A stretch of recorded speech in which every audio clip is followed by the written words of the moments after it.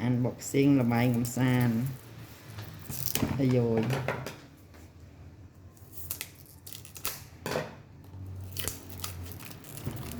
nè hiện đang ấy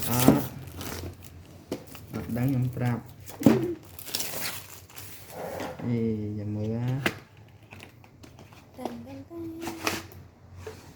tên vào tay nick sao giờ mới tên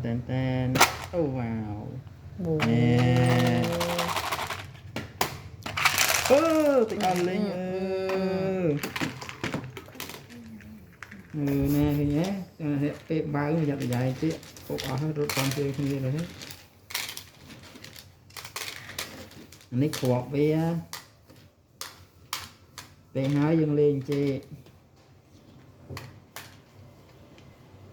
còn chú sĩ nè thì đó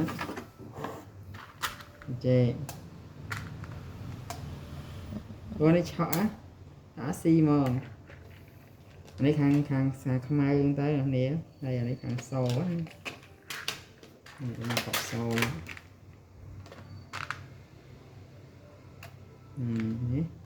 ok